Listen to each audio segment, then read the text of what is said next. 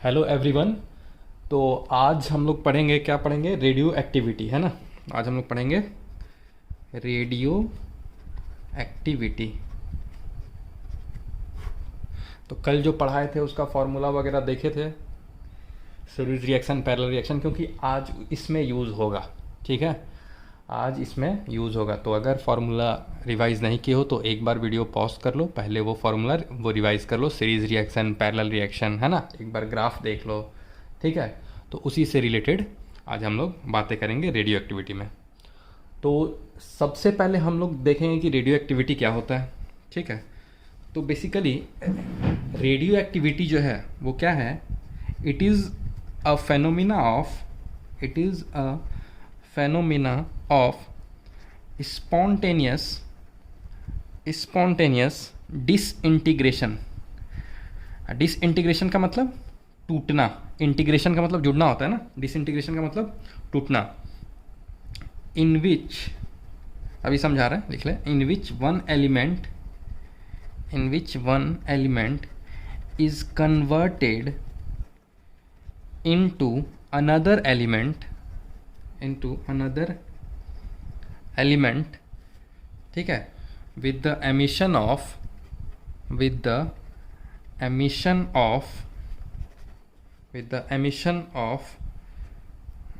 radioactive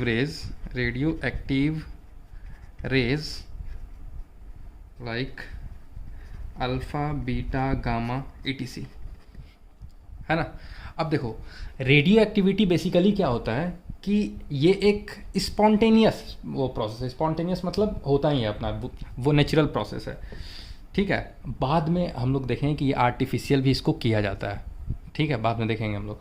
तो radio activity process क्या है? स्पॉन्टेनियस डिसइंटीग्रेशन मतलब टूटना। तो इसमें देखा जाएगा रेडियो एक्टिविटी में कि डिसइंटीग्रेशन होगा किसका? किसी एक एलिमेंट का दूसरे एलिमेंट में फॉर्म होना। एक एलिमेंट दूसरे एलिमेंट में फॉर्म होना। अच्छा, एक एलिमेंट दूसरे एलिमेंट में फॉर्म हो रहा है, इसका मतलब क्या समझे? हम बोल सकते हैं क्या कि एक एलिमेंट का जो न्यूक्लियस है वो चेंज हो जा रहा है दूसरे एलिमेंट के न्यूक्लियस में। जैसे कि हम तुमसे अगर बात करें, ये मान लो हम लिखे कि भाई कार्बन 614 रेडियो एक्टिव है ये atom.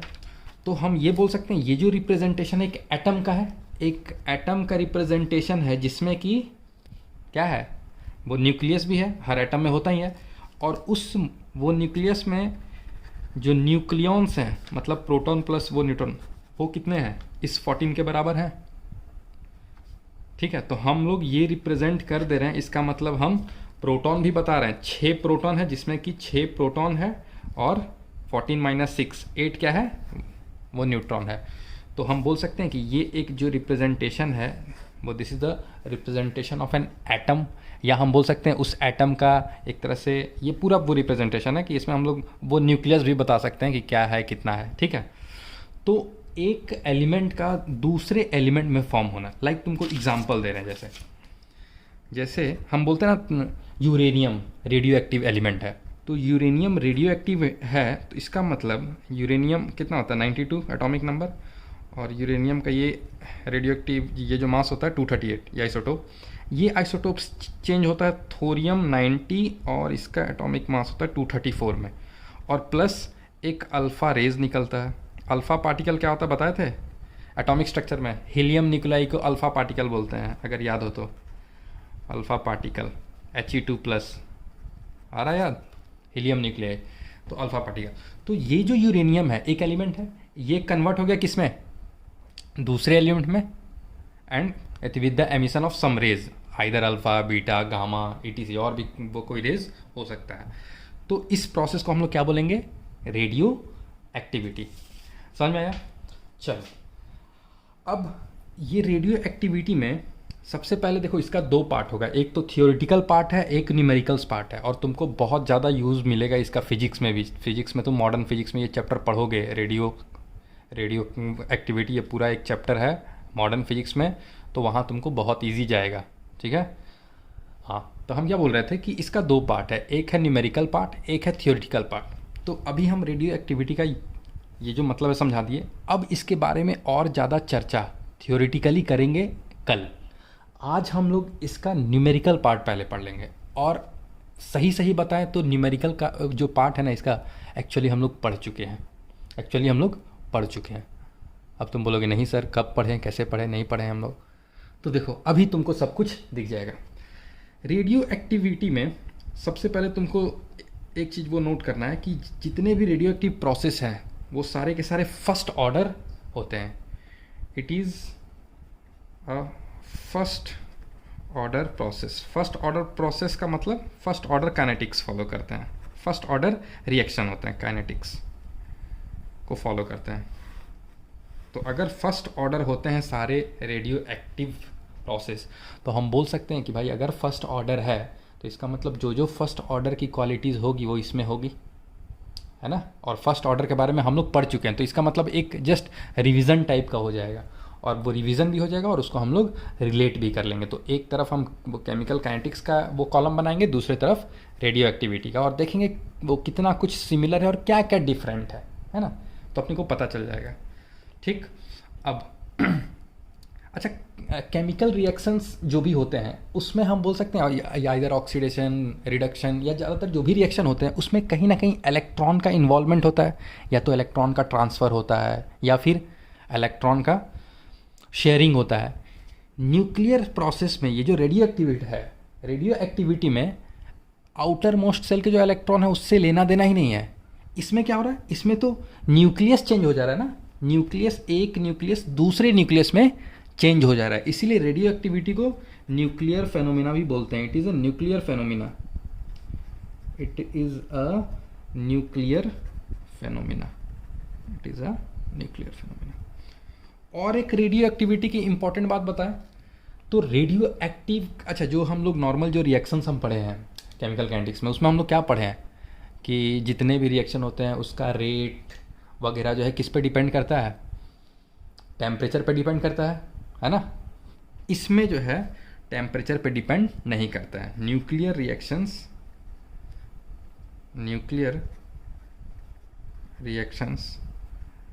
Are temperature independent, rate यहाँ लिख सकते हो, rate of nuclear reaction, rate of nuclear reaction R is लिख दो, इज टेम्परेचर इंडिपेंडेंट। तो ये कुछ दो तीन मेन प्रॉपर्टी है। एक पहला हम लोग क्या सीखे कि रेडियो एक्टिविटी जो है वो क्या है कि एक न्यूक्लियस का दूसरे न्यूक्लियस में कन्वर्ट होना, यानी एक एलिमेंट का दूसरे एलिमेंट में कन्वर्ट होना, इसको बोलते हैं डिसइंटीग्रेशन प्रोसेस, या इसी का एक और नाम पता है क्या है, डीके प्रोसेस। इसका एक और नाम क्या है, डीके प्रोसेस। अभी और इस पर चर्चा करेंगे। तो डीके करना है ना, तो एक एलिमेंट का दूसरे एलिमेंट में या एक न्यूक्लियाई का दूसरे एलिमेंट में, और उसके साथ साथ कुछ रेज भी निकलेंगे, अल्फ़ा बीटा गामा टाइप के रेज निकलेंगे, जो हम लोग बाद में देखेंगे। ये अल्फ़ा बीटा गामा, कब अल्फ़ा निकलेगा, कब बीटा निकलेगा, कब गामा निकलेगा, ये हम लोग खुद से बता सकते हैं। इसके बारे में पढ़ेंगे हम लोग थियोरेटिकल इसका पोर्शन में, ठीक है।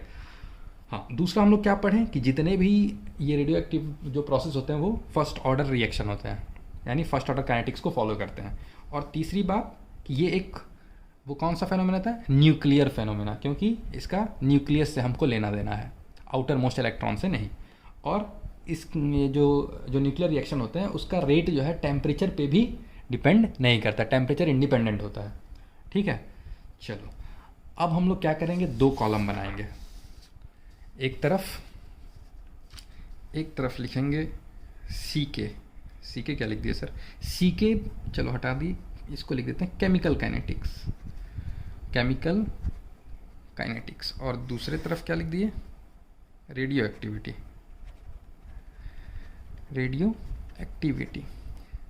ठीक है। रेडियो एक्टिविटी दिख रहा है ना, ओके। अब केमिकल काइनेटिक्स जो है इसमें हम लोग पढ़ते हैं कि भाई ये एक इलेक्ट्रॉन का इन्वॉल्वमेंट है, तो इसको हम लोग इलेक्ट्रॉनिक फेनोमेना भी बोल सकते हैं। It is an electronic phenomena, ठीक है। या इसको इलेक्ट्रॉनिक फेनोमेना से अच्छा है कि इसको लिख दो कि it is a chemical process, या केमिकल फेनोमेना, है ना, केमिकल फेनोमेना, और it is a nuclear phenomena, nuclear phenomena. ठीक, अब अगर काइनेटिक्स की बात करें, फर्स्ट ऑर्डर काइनेटिक्स की, तो केमिकल काइनेटिक्स में हम लोग क्या पढ़े थे कि अगर भाई ए से बी है, ए से बी कोई रिएक्शन है, तो क्या होता था, इसका एक रेट कांस्टेंट होता था, इसका एक रेट कांस्टेंट होता था जिसको हम लोग के से वो दिखाते थे। उसी तरह रेडियो एक्टिविटी में अगर ए से बी दिखाया, मतलब रिएक्टेंट्स और प्रोडक्ट। और तुमको एक चीज़ अगर यहाँ बता दें कि जैसे ये लिखे ना, तो इसको हम लोग बोलते हैं पेरेंट न्यूक्लियाई। इसको क्या बोलते हैं, पेरेंट न्यूक्लियाई। रिएक्टेंट्स तो हैं ही, लेकिन इसको पेरेंट वो न्यूक्लियाई भी बोलते हैं, रेडियो एक्टिविटी में एक अच्छा नाम है। और जो नया एलिमेंट बना उसको बोलते हैं डॉटर न्यूक्लियाई। उसको क्या बोलते हैं, डॉटर न्यूक्लियाई। मतलब इससे ये बना तो ये पेरेंट हो गया, ये डॉटर हो गया, है ना। और ये मत पूछना कि सर ये सन क्यों नहीं हुआ। चलो, अब ए से बी जो रिएक्शन था, ये रेडियो एक्टिव रिएक्शन है, इसका रेट कांस्टेंट होता है लेमडा। लेकिन इसको रेट कांस्टेंट नहीं बोलते हैं, इसका नाम बोलते हैं डीके कांस्टेंट। इसको क्या बोलते हैं, डीके कांस्टेंट। जैसे यहाँ पे रेट कांस्टेंट बोलते थे के, यहाँ पे क्या बोलते हैं, डीके कांस्टेंट, और उसको लेमडा से डिनोट करेंगे। ठीक है, ओके। अब इसमें हम लोग देखते थे टी इक्वल टू 0 पे क्या बोलते थे, ये कितना है, ए नॉट है ना, और ये कितना है, टी इक्वल टू टी पे हम लोग बोलते थे ए नॉट माइनस एक्स, और इसको शायद हम लोग ए टी भी बोलते थे अगर याद हो तो, ए टी, या फिर अच्छा बहुत जगह हमने ए टी को ए भी वो लिख के चला होगा, है ना, ए टी मतलब ए भी, है ना, तो ये समझना कैपिटल। अब इसके बारे में बात करें तो t इक्वल टू 0 पर इसको हम लोग लिखते हैं एन नॉट। एन नॉट क्या है, अब देखो, एन नॉट है इनिशियल नंबर ऑफ न्यूक्लियाई। ये जो वो न्यूक्लियाई है ना, ये वो न्यूक्लियस का क्या है, प्लूरल है, बोलते हैं ना, न्यूक्लियस का प्लूरल है न्यूक्लियाई। तो इनिशियल नंबर ऑफ वो न्यूक्लियाई, या इसी को हम लोग बोल सकते हैं इनिशियल नंबर ऑफ एटम्स। अभी समझा रहा है ऐसा क्यों बोल रहे हैं नॉट। यहाँ पे जो रेडियो एक्टिव हो रहा है ये किसका हो रहा है, एक न्यूक्लियस का हो रहा है। तो हम बोल सकते हैं कि कितना नंबर है, इनिशियल कितना नंबर है वो न्यूक्लियस का, उसको हम लोग एन नॉट बोल दिए। ठीक है, अच्छा जितना न्यूक्लियस होगा उतना ही तो एटम्स होगा। सोचो, अरे एक एटम का एक ही न्यूक्लियस होता है ना। हाँ, तो इसको इनिशियल नंबर ऑफ वो न्यूक्लियाई बोलो या इनिशियल नंबर ऑफ एटम्स बोलो, कोई दिक्कत नहीं है। ठीक है, क्यों एन नॉट लिए समझ में आ गया, क्योंकि यहाँ हमको किससे मतलब है, न्यूक्लियस से मतलब है, यहाँ हमको न्यूक्लियस से मतलब है, इसलिए एन नॉट लेके चल रहे हैं। ठीक, टी इक्वल टू टी पे हम इसको क्या बोल दें, एन टी बोल दे, क्या एन टी। और ये एन टी क्या होगा बता सकते हो, देखो टी इक्वल टू 2 पे N naught minus N one बोले, क्या एन वन क्या है, एन नॉट क्या है, इनिशियल नंबर ऑफ एटम्स या initial number of nuclei. N one क्या है, कितना नंबर ऑफ एटम्स या कितना नंबर ऑफ न्यूक्लियाई डिसइंटीग्रेट हो चुका है, मतलब डीके हो चुका है, मतलब उसका रेडियो एक्टिविटी हो चुका है, प्रोसेस हो चुका है। जैसे यहाँ पर ए नॉट क्या था, इनिशियल कंसंट्रेशन या फिर इनिशियल मोल। ए नॉट माइनस एक्स क्या होता था, ये भी एक्स क्या होता था, मोल ही होता था ना, या तो मोल वो या फिर कंसंट्रेशन।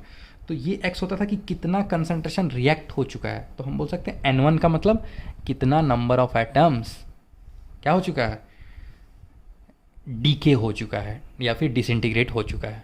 ठीक है, इसलिए इसको N naught minus N one बोल रहे हैं। ठीक, अच्छा अब इसी को हम लोग क्या बोल सकते हैं, इस चीज़ को हम लोग एन टी भी बोल सकते हैं, एन टी, या बहुत जगह एन भी लिखा रहे तो वही मतलब है, कैपिटल एन भी लिखा रहे तो एन टी ही है। तो एन टी क्या है, नंबर ऑफ रिमेनिंग न्यूक्लियाई जो डिसइंटीग्रेट नहीं हुआ है। एन वन क्या है, एन वन है जो डिसइंटीग्रेट हो चुका है, और N naught minus N one क्या है, जो डिसइंटीग्रेट नहीं हुआ है। वो एटम्स या उतने नंबर ऑफ न्यूक्लियाई जो डिसइंटीग्रेट नहीं हुए हैं। क्लियर है कि नहीं पॉइंट। चलो, तो इसको एंटी बोल दिए। हाँ, अब अच्छा इधर हम वो बोल सकते हैं ना कि ये बी क्या फॉर्म होगा, तो ये बी एन वन, जितना ये डिसइंटीग्रेट हो, जैसे यहाँ बोलते थे ना बी कितना बना तो एक्स, तो ये N1 है तो ये N1 बनेगा इस तरह से, ठीक है। अब केमिकल काइनेटिक्स में इसका हम लोग वो लिखते थे, रेट लिखते थे, minus D A by D T is equal to क्या लिखते थे बताओ, के ए, यही लिखते थे, याद है, के ए लिखते थे, ए का पावर 1, क्यों, क्योंकि फर्स्ट ऑर्डर है। अच्छा ए क्या है, ए क्या है, ए टी है, ए को ए टी बोलो या ए बोलो, तो ए क्या है, concentration at any time T, किसी भी टाइम टी पर, किसी भी टाइम, है ना। अब चाहे इनिशियल बोलो, फाइनल बोलो, बीच में बोलो, कभी बोलो, तो वो है, ठीक। अच्छा इधर क्या बोलेंगे बता सकते हो, इधर बोलेंगे क्या, minus D N by D T is equal to lambda, यहाँ के था तो यहाँ क्या होगा लेमडा, क्योंकि यहाँ डी के कॉन्स्टेंट लेंगे, और यहाँ एन है तो यहाँ क्या लेंगे, सॉरी यहाँ पर ए लिए तो यहाँ क्या लेंगे, एन लेंगे, ठीक। Where N is what, this N is what, number of nuclei at time T, या इसी को बोल सकते हैं नंबर ऑफ एटम्स, और number of atoms at time T, जो बचे हुए हैं, मतलब जो डिसइंटीग्रेट नहीं हुए हैं, ठीक है, जो बचे हुए हैं, ठीक। अब क्या करते थे बताओ, इसमें क्या करते थे फिर, याद है। अच्छा यहाँ पर इसको बोलते थे रेट कांस्टेंट, ये सब एक रिवीजन के टाइप का है तो लिख सकते हो, इसको रेट कांस्टेंट बोलते हैं, है ना।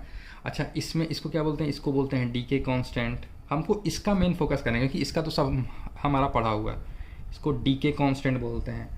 और इसको क्या बोलते हैं, ये इंपॉर्टेंट है, इसको बोलते हैं rate of decay, rate of decay, या इसी को बोलते हैं एक्टिविटी, इसी को क्या बोलते हैं, एक्टिविटी, रेडियो एक्टिविटी में एक्टिविटी बोलते हैं, रेट ऑफ डीके बोलो या एक्टिविटी बोलो, ठीक, क्लियर। अब दिख रहा है ना, अब टेढ़ा है क्या,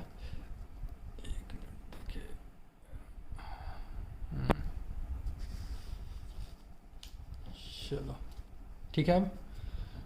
अब एक चीज़ बताओ, यहाँ पर हम लोग A T is equal to आता था ए नॉट ई की पावर माइनस के टी, याद करो फर्स्ट ऑर्डर काइनेटिक्स में, ए टी ए नॉट, यहाँ पर क्या आएगा बताओ, same, N T is equal to N naught E की पावर, अब के जगह क्या आ जाएगा लेमडा, और टी, ए नॉट की जगह क्या आ गया एन नॉट, ठीक। तो एज इट इज़ रहेगा, तुम देखोगे कि कुछ याद करने का तुमको ज़रूरत नहीं, बस ये भी रिवीजन हो जा रहा है और तुम वो नया भी सीख जा रहे हो और पुराना रिवीजन भी हो जा रहा है, इसलिए हम जानबूझकर 2 कॉलम बनाए हैं ताकि ये रिवीजन भी हो जाए और ये अपना नया होता रहे। अगर तुम्हारे कॉपी में स्पेस कम है तो इस पर ज़्यादा फोकस करना, इसको स्पेस ज़्यादा देना है ना, इसको कम देना, क्योंकि ये तो ऑलरेडी लिख चुके हो इसके बारे में, ये हमको लिखना है, क्लियर। ये हो गया एंटी, मिटाए, मिटाए क्या मतलब पेज पलटे, चलो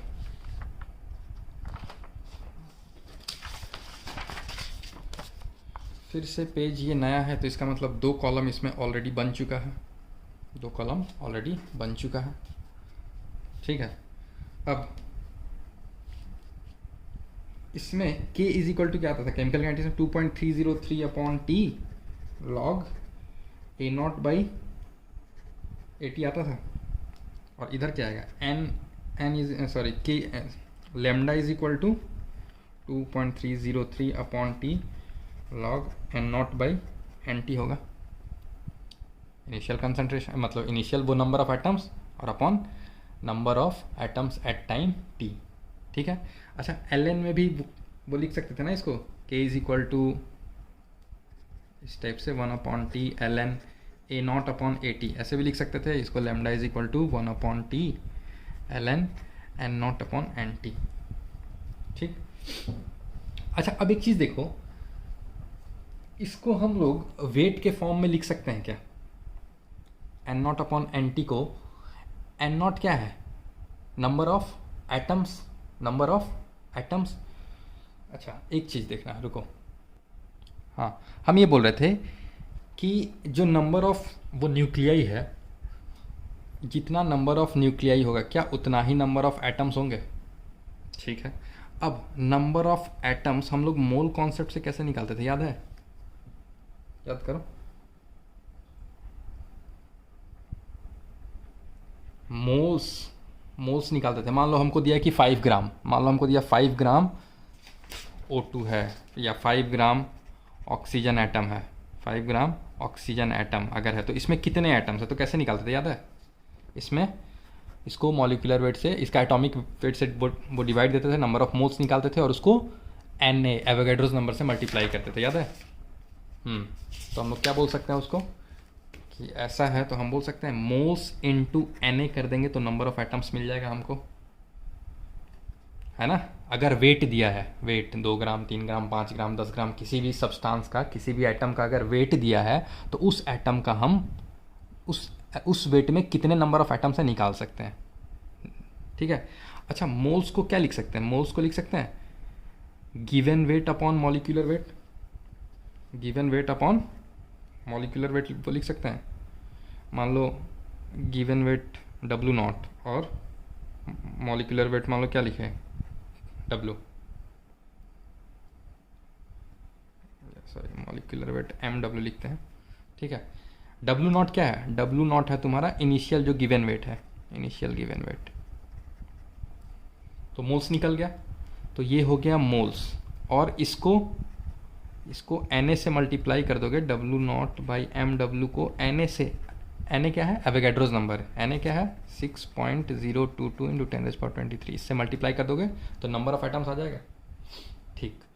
अच्छा, उसी एटम का, अच्छा हम बोल सकते हैं कि जो नंबर ऑफ न्यूक्लियाई है, नंबर ऑफ न्यूक्लियाई है वो किस पे, वो बोल सकते हैं number of nuclei, number of nuclei is directly proportional to weight, बोल सकते हैं क्या? Na और MW कांस्टेंट है तो बोल सकते हैं नंबर ऑफ वो न्यूक्लियाई जो वो डायरेक्टली प्रोपोर्शनल किसके है? वेट के। तो हम तुमको ये सब इसलिए बता रहे हैं क्योंकि इस फॉर्मूला को हम लोग और कैसे लिख सकते हैं? हम लोग ऐसे लिख सकते हैं, या इस फॉर्मूला को बोलो क्योंकि ये यूज़ करेंगे, इस फॉर्मूला को lambda is equal to 2.303 upon T log N naught क्या है? Number of atoms. तो हम बोल सकते हैं अगर हमको इनिशियल वेट पता रहे तो हम बता सकते हैं इनिशियल वेट से कि इनिशियल नंबर ऑफ एटम्स कितना होगा। तो हम इसको इनिशियल नंबर ऑफ एटम्स के जगह हम इसका वेट भी ले सकते हैं, इनिशियल वेट, क्योंकि रेशियो है ना, N0/NT एक रेशियो है। तो हम लोग यहाँ क्या है? एटम्स के टर्म में है, तो हम लोग वेट से भी तो एटम निकाल सकते हैं, तो रेशियो रख सकते हैं W0 अपॉन W क्या है? ये W weight at time T, W0 बोलो या WT बोल दो इसको, वेट एट टाइम T। मान लो 5 ग्राम तुम लिए, सपोज कोई भी रेडियो, मान लो वो यूरेनियम तुमने 5 ग्राम लिया, तो इनिशियल वेट 5 ग्राम हो गया। कुछ टाइम T के बाद तुम्हारे पास 2 ग्राम बचा, तो वही WT है, ठीक है? अब इसका जो मोल्स है, क्योंकि मॉलिक्यूलर वेट और मॉलिक्यूलर वेट इसका कट जाएगा ना, तो रेशियो के टर्म में हम लोग ऐसा लिख सकते हैं, ठीक है ना? ये चीज़ बता रहे हैं। अभी तुमको अगर वो नहीं समझ में आएगा, इस पर एक एग्जाम्पल करेंगे थोड़ी देर में, ठीक है? थोड़ी देर में इस पर एक एग्जाम्पल करेंगे, तुमको समझ में आ जाएगा। क्योंकि हमको यहाँ क्या लेना है? नंबर ऑफ न्यूक्लियाई, या बोलते हैं नंबर ऑफ एटम्स। तो नंबर ऑफ एटम्स तो हम निकाल ही सकते हैं ना गिवन वेट से, given weight upon molecular weight, moles निकाल लिया और उसको एवोगैड्रोस नंबर से मल्टीप्लाई कर देंगे, है ना? तो उस तरह से, तो ये चीज़ समझ में आ गया। अब क्या, अब हम लोग टी हाफ की बात किए थे क्या? इसमें टी हाफ कितना होता है बताओ? ln2/k होता था क्या? या इसी को बोलते थे 0.693/k। इसके लिए क्या बोलेंगे टी हाफ? अच्छा, ये कैपिटल T स्मॉल t लिखो, चलो। इसके लिए टी हाफ क्या बोलेंगे? इसके लिए भी वही ln2 अपॉन, बस k की जगह क्या बोलेंगे? k की जगह यस लैम्डा, वेरी गुड, या 0.693 अपॉन लैम्डा। क्लियर है? ये चीज़ हो गया टी हाफ। अब एक चीज़ शायद तुमको उसमें नहीं बताए थे, टी एवरेज बताए थे क्या? एवरेज या मीन लाइफ? टी एवरेज देखो तो याद है, इसी को बोलते थे मीन लाइफ, एवरेज लाइफ, या इसी को बोलते थे मीन लाइफ। टी एवरेज क्या होता था? 1/k, 1/k, और इसी को हमारा क्या आता था? 1.44 इंटू टी हाफ भी आता था। मतलब T average is equal to 1.44 into T half. तो यहाँ पर टी एवरेज क्या हो जाएगा? एवरेज 1/k की जगह 1/λ, है ना? या फिर हम बोल सकते हैं T average is equal to 1.44 into T half. ठीक है, ये चीज जस्ट कंपेयर कर रहे हैं सब कुछ। अब हमने केमिकल काइनेटिक्स में पढ़ा था कि कुछ टाइम के बाद, जैसे हाफ लाइफ दिया था, याद है तुमको, ऐसे हम वो करवाए थे, ए से बी, बी से सी, यहाँ से यहाँ मान लो 5 सेकंड है इसका टी हाफ, फिर 5 सेकंड में मतलब ये 100 है, ये 50 हुआ, फिर 25 हुआ, 12.5 हुआ, है ना। टी हाफ वो कर करके वो दिखाया था ना कि हर टी हाफ में टाइम सेम लगेगा, है ना। तो हम तुमको ये बोल रहे हैं कि एक क्वेश्चन कराए थे कि 80 अमाउंट ऑफ, ये केमिकल काइनेटिक्स में लिख रहे हैं, अमाउंट ऑफ या फिर concentration of A at time T कितना बचता था, वो एन नॉट अपॉन 2 की पावर एन, ये वाला फॉर्मूला हम बताना चाह रहे हैं। Amount of substance remain after N half lifes, याद है, एन हाफ लाइफ्स। अब ये एन कैसे निकालते थे, देखो एन के लिए होता है total time is equal to N into T half, N into T half. मान लो टोटल टाइम दिया हुआ है सपोज 100 सेकेंड, सपोज 100 सेकेंड दिया है टोटल टाइम दिया है 100 सेकेंड, ठीक है। और टी हाफ मान लो दिया है 10 सेकेंड, तो एन क्या होगा, एन क्या होगा, इसको वो यूज़ कर लो, तो हम बोल सकते हैं 100 is equal to N into T half यानी 10। तो एन इज इक्वल टू, ये क्वेश्चन लेके बता दे रहे हैं, तो एन इज इक्वल टू क्या हो जाएगा 100/10 यानी 10। इसका मतलब अगर पूछा जाए कि एक कोई रिएक्शन है जो कि 100 सेकेंड में मान लो ख़त्म हो रहा है एक तरह से, और बोल रहा है कि उसका टी हाफ 10 सेकेंड है, फर्स्ट ऑर्डर रिएक्शन है, तो बोल रहा है कि कुछ टाइम टी के बाद ए टी कितना बचेगा, तो ए टी कितना बचेगा, ए नॉट अपॉन 2 की पावर एन, और ए नॉट जो इनिशियल कंसंट्रेशन होगा 2 का पावर एन कितना, 2 का पावर 10, तो इतना अमाउंट उसका बचेगा, ठीक है। इतने टाइम के बाद टोटल टाइम दिया रहेगा, टी हाफ दिया रहेगा, तो तुम एन बता सकते हो, या फिर वो कभी कभी वो क्या वो रहेगा कि तुमसे टोटल टाइम दे देगा, एन देगा, तुमसे टी हाफ भी पूछ सकता है, तो बता सकते हो। क्वेश्चन करोगे ना ये सब आएगा, अभी तुम एक्सरसाइज का क्वेश्चन करोगे तो इस टाइप का तुमको याद रहेगा यार सर क्यों बता रहे थे, क्योंकि इसका यूज़ होगा, दिखाएंगे अभी क्वेश्चन में भी तुमको, ठीक। तो ये फॉर्मूला अपने को रखना याद। तो इधर भी सेम कुछ, इधर क्या होगा, बस इधर होगा N T is equal to N naught का power 2 power N. N T क्या है, number of remaining nuclei, number of remaining nuclei बोलो या एटम्स बोलो, बार बार बोल रहे हैं, न्यूक्लियाई बोलो या एटम्स बोलो। एन नॉट क्या है, इनिशियल नंबर ऑफ एटम्स या न्यूक्लियाई। और एन क्या है, एन कैसे निकालेंगे, तो तुमको total time is equal to N into T half, ये रिलेशन याद रखना होगा, ठीक है।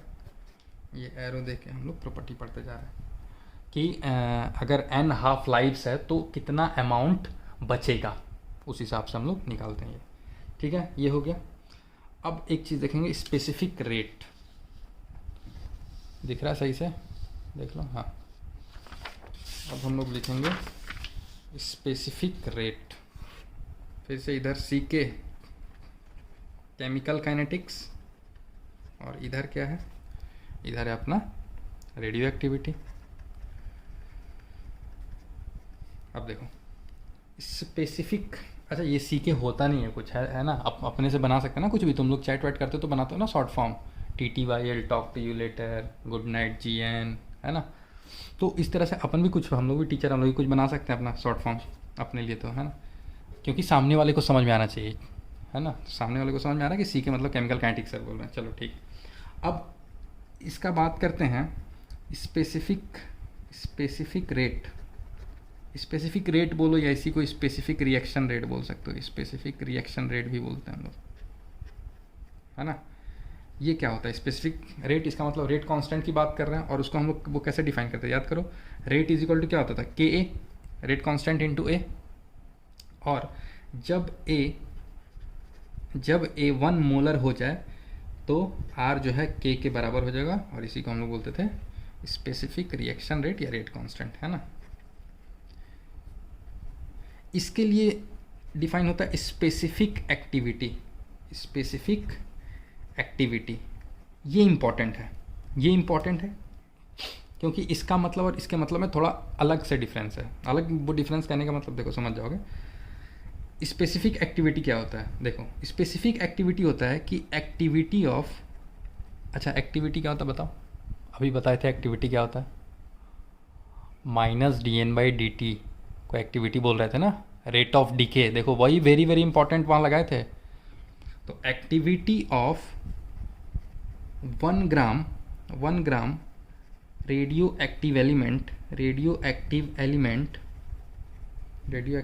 Is known as specific activity. ठीक है, जैसे कि मान लो लेमडा n होता था ना, तो ये अगर 1 ग्राम लोगे, 1 ग्राम में जितने 1 ग्राम पर जितना इसका रेट होगा उसी को हम लोग बोलेंगे। ठीक है, इस पे क्वेश्चन अभी तुमको कराते हैं, लिखो। तो क्वेश्चन मैंने निकाला था,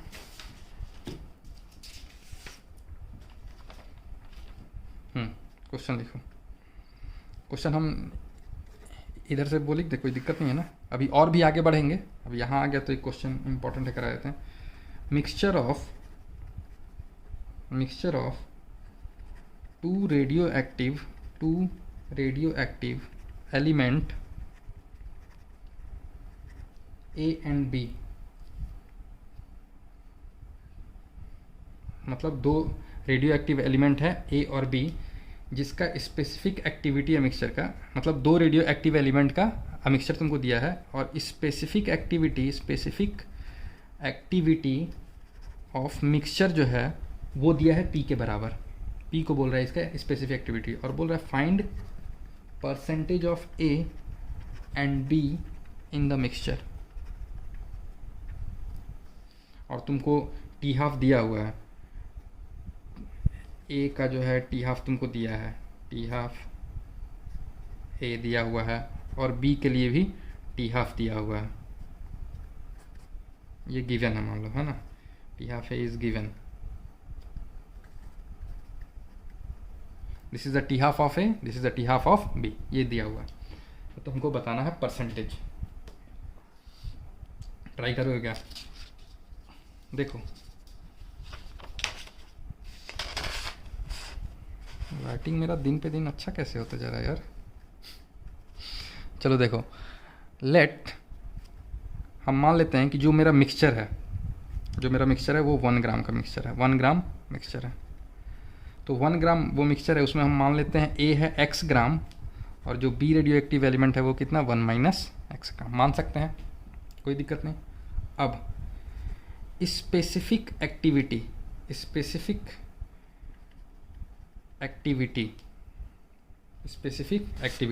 अच्छा यहाँ पे क्या बोले थे हम, activity of 1 gram of radioactive element. Activity क्या होता था, -dN/dt is equal to lambda n। तो एक्टिविटी ऑफ 1 ग्राम एलिमेंट को हम लोग क्या बोलते थे, स्पेसिफिक एक्टिविटी, है ना। तो मतलब हम बोल सकते हैं लेमडा n के बारे में बात हो रही है।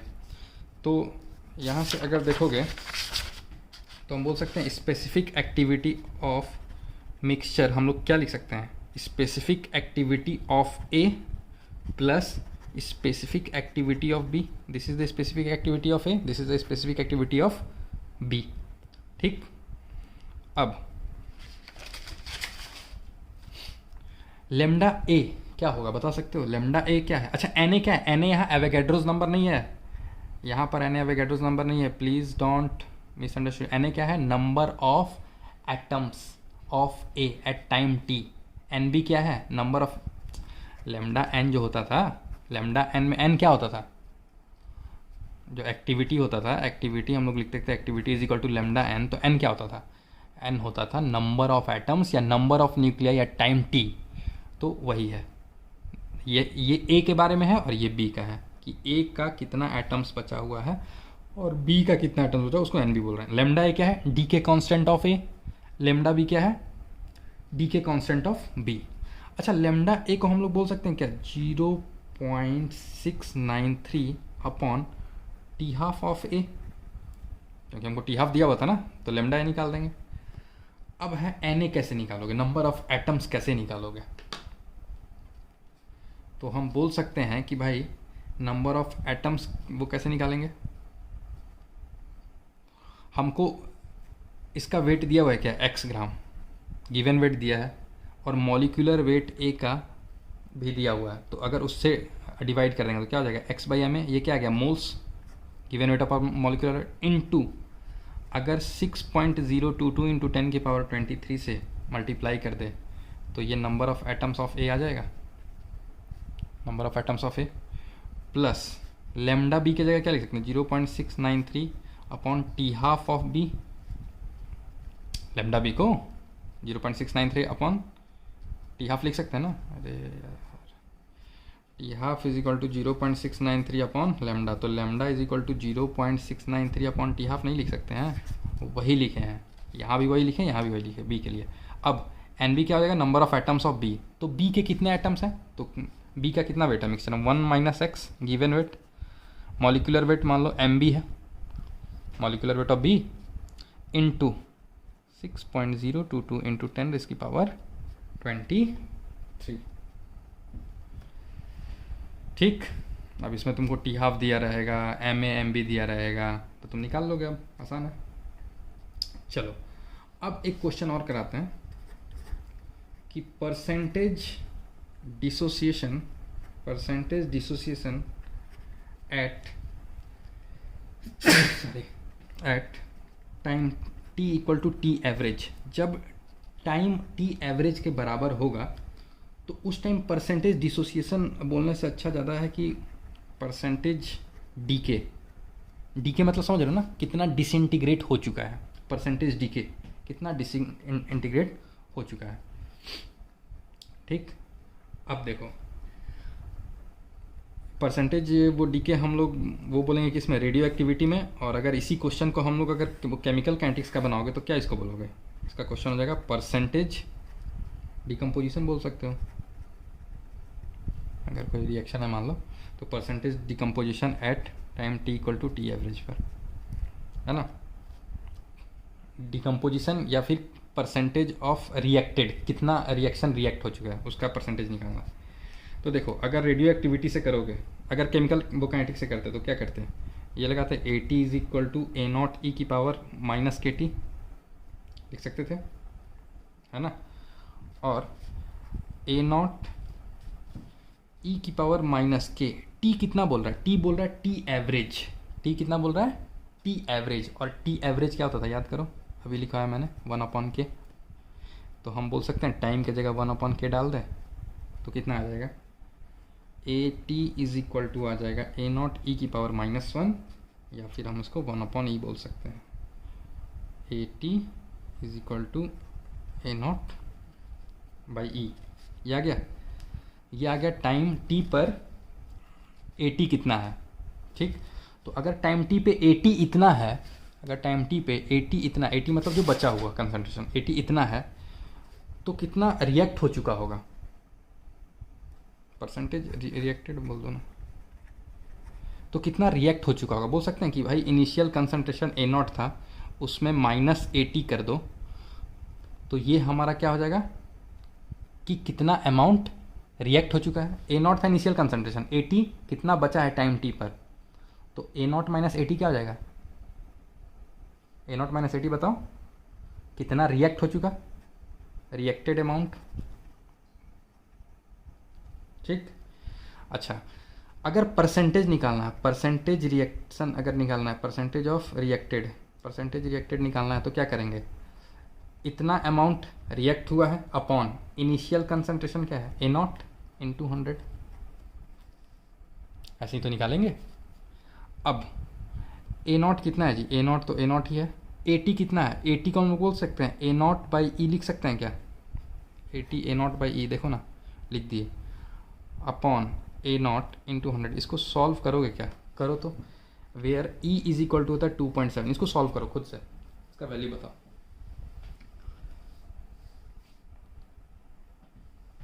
करो पॉज कर लो, आराम से पॉज कर लो, टाइम अपने पास बहुत है, ये भी लेक्चर थोड़ा लंबा ही होगा, आराम से 1 घंटे तो कम से कम।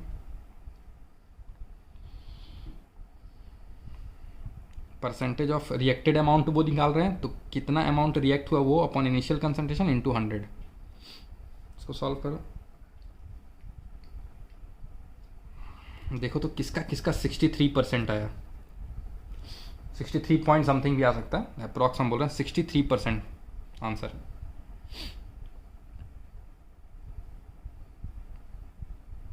सिंपल है भाई, इसका एलसीएम लो ना, ए नॉट बाई ई है, यहाँ 1 है, एलसीएम लो, फिर ए नॉट कट जाएगा तो ई और 100 कुछ बचेगा, ऐसा देखो।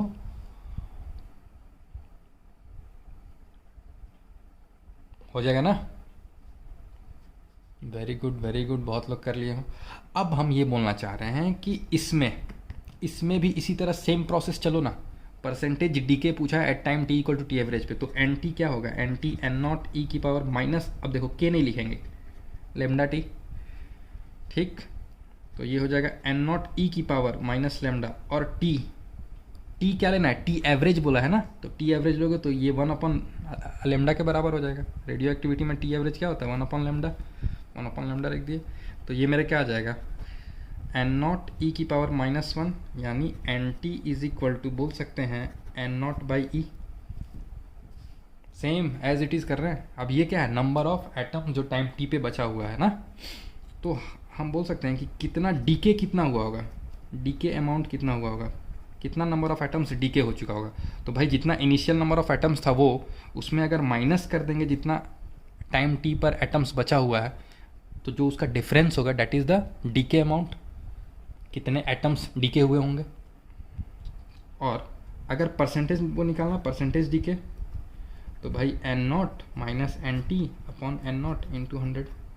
अब एन टी के जगह ये वाला वैल्यू पुट कर दो, एन टी के जगह सॉल्व करो, देखो 63% आएगा। ई के फॉर्म में आएगा तो ई इज इक्वल टू क्या बोले 2.71 होता है, लेके देखो 63%। और ये इसको याद रखना, बहुत बार पूछ चुका है कि भाई टी एवरेज पर परसेंटेज डी के क्या होगा, तो इतना सॉल्व करने से अच्छा है याद रखो 63%, बिना कैलकुलेशन किए वहाँ डायरेक्ट आंसर, थोड़ा टाइम बचेगा, है ना। ठीक।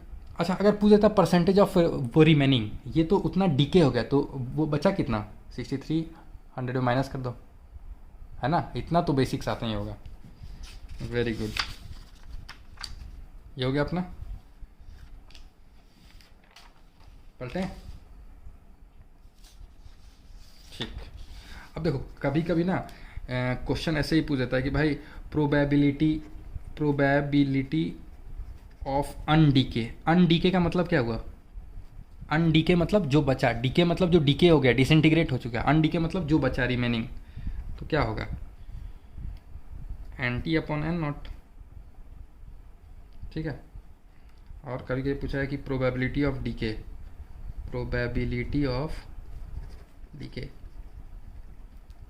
तो डीके मतलब कितना डीके हुआ, तो N naught minus N T initial, और माइनस जो टाइम टी पर नंबर ऑफ एटम्स बचा वो, और अपन एन नॉट इनिशियल। तो एक तरह से फ्रैक्शन की बात कर रहा है ना, फ्रैक्शन ऑफ अन डी के बात कर रहा है, फ्रैक्शन ऑफ डी के बात कर रहा है, ठीक। अब एक हेडिंग देंगे units of radio activity, units of radio activity.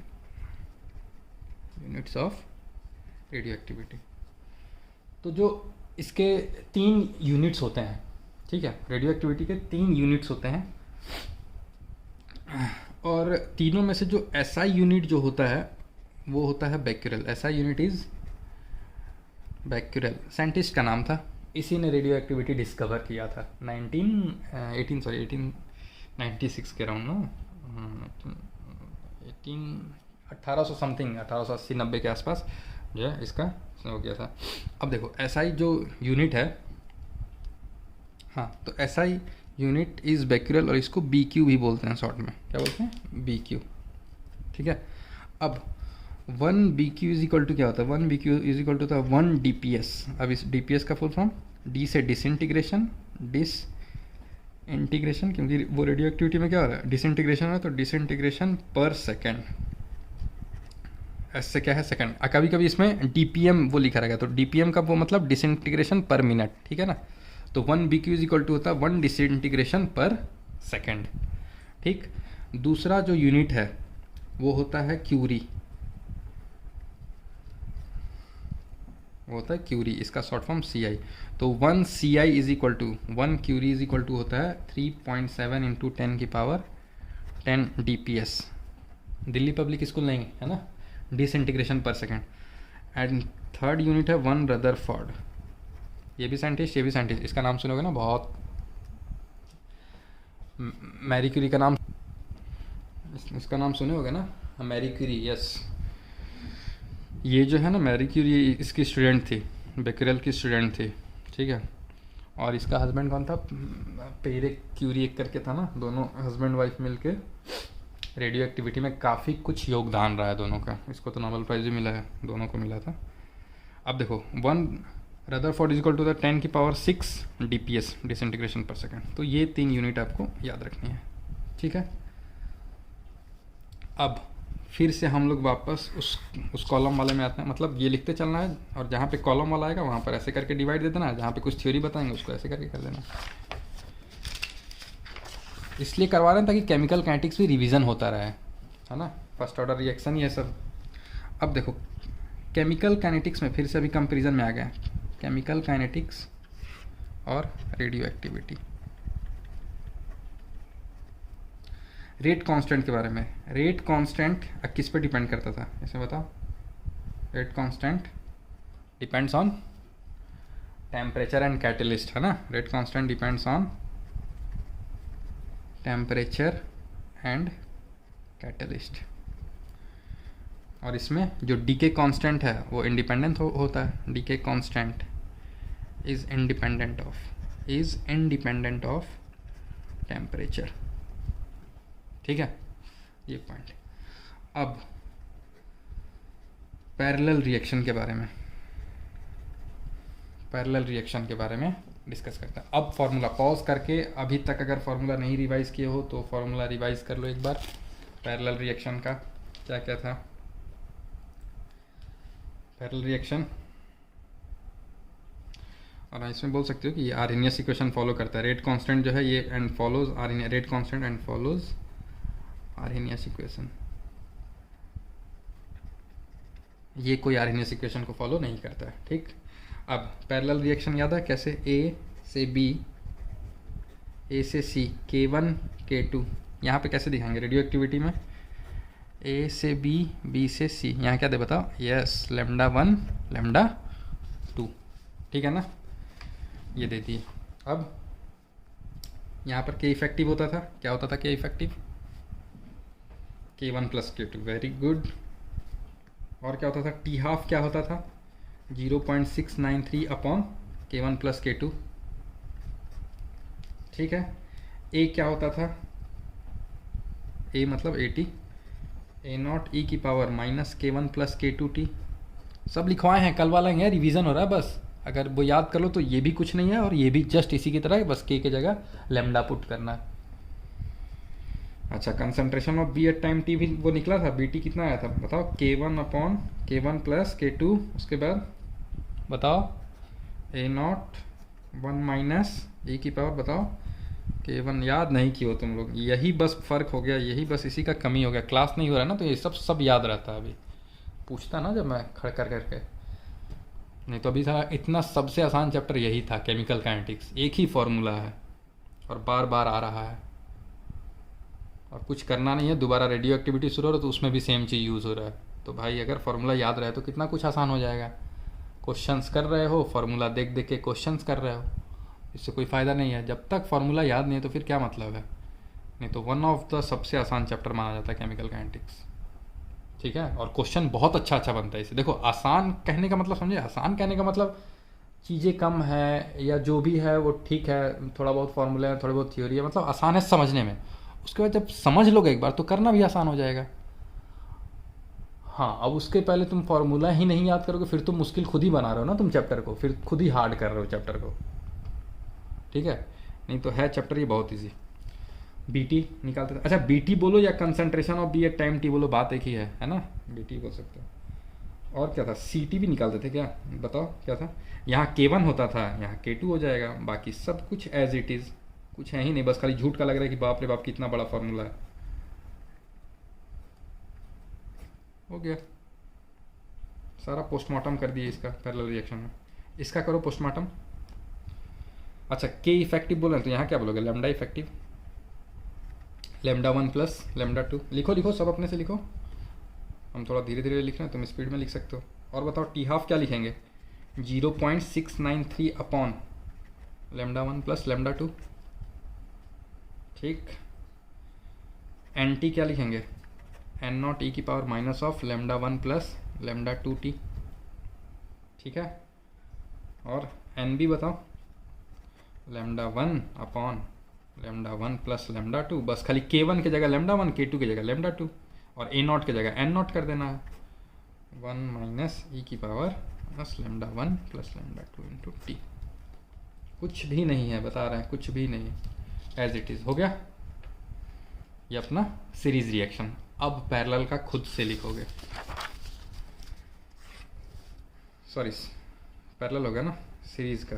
अच्छा ग्राफ तो आता ही है ना, ग्राफ बताने की जरूरत नहीं, पैरेलल का ग्राफ देख लो, रिवाइज कर लो एक बार पैरेलल का ग्राफ जैसे होता है सीरीज में। इधर केमिकल काइनेटिक्स और इधर क्या, रेडियो एक्टिविटी। रहना तो पल पल दिल के पास, लिखो इसका। अच्छा रिएक्शन लिख दें हम, चलो ये हम लिख देते हैं, ए से बी और बी से सी, ए से बी और बी से सी, K1 K2 रेट कांस्टेंट। यहाँ पे कैसे लिख दे, ए से बी, बी से सी, लेमडा 1 लेमडा 2। चलो स्टार्ट करो, हाँ बोलो, पॉज करके आराम से लिखो, कोई दिक्कत नहीं। रहना तू पल पल दिल के पास, जुड़ी रहे तुझसे सीने से दिल को छुपके। बताओगे इसका इनिशियल कंसंट्रेशन ए नॉट मान लो, इसका एन नॉट मान लो रेडियो एक्टिविटी में। तो ए टी क्या होता था, A T is equal to A naught E की power minus k1t। B T क्या होता था, k1 ए नॉट बोलो अपॉन k2 माइनस k1, और यहाँ पर e की पावर k1t माइनस e की पावर माइनस k2t। ठीक, और c क्या होता था, c होता था A naught minus A T minus B T, ये होता था ना। और उसी तरह इधर बताओ क्या, इधर अब तो लिख सकते हो एन टी, ए टी लिखे ना इधर, हाँ ठीक है।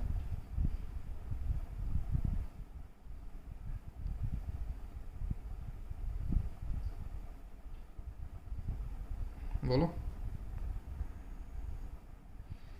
यहाँ पर एन ए की बात करें, एन ए कितना हो जाएगा, एन नॉट ई की पावर माइनस लेमडा 1t है ना, और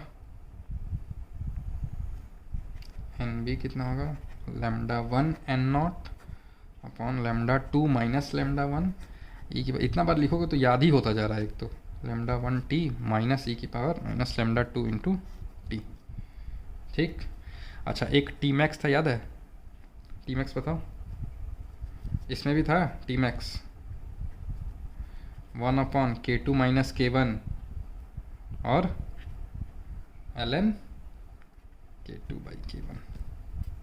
तो इसमें क्या हो जाएगा, 1 upon lambda 2 minus lambda 1 ln lambda 2 by lambda 1 हो गया। अच्छा बी मैक्स इसमें बताए थे क्या, बी मैक्स वो क्या होता था, मैक्सिमम कंसंट्रेशन ऑफ बी, एक आता था ना पीक आता था ऐसे, बी मैक्स बताए थे कि नहीं। देखो बी मैक्स होता था A not k1 by k2 लिख लो upon k2 by k2 minus k1, k1 by k2 का power k2 upon k2 minus k1, याद होना चाहिए। और इधर भी बी मैक्स क्या हो जाएगा, है ना, बी मैक्स यहाँ नहीं बोलेंगे, यहाँ तो एन बी बोलेंगे ना, नंबर ऑफ एटम्स की बात हो रही है, तो एन बी मैक्स ऐसे बोल सकते हैं। तो क्या हो जाएगा बताओ, N naught lambda 1 by lambda 2 upon lambda 2 minus lambda 1, ये हो गया एन बी मैक्स। ठीक है, तो ये चीज़ अपने को जितना याद रहेगा उतना मस्त क्वेश्चन आसानी से सॉल्व होगा। अच्छा ग्राफ याद है, ग्राफ थोड़ा बता दे, ग्राफ रिवीजन करवा देते हैं सीरीज का। ग्राफ कैसे था याद करो। ग्राफ दो था कि अगर भाई K1 ग्रेटर देन K2 हो तब, मान लो A से B इसे C, तो K1 बहुत ग्रेटर है K2 से। इसका मतलब क्या?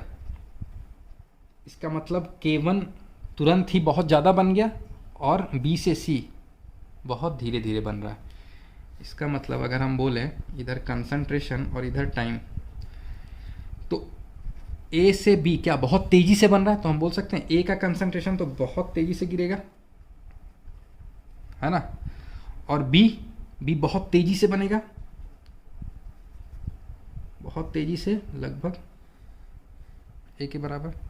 A जितना पहले था लगभग उससे थोड़ा कम रहेगा B, है ना। और ये जो कंसंट्रेशन है यही B मैक्स होता था, याद करो, B मैक्स ये कंसंट्रेशन, और इस टाइम को T मैक्स बोलते थे, है ना। ओके, और B से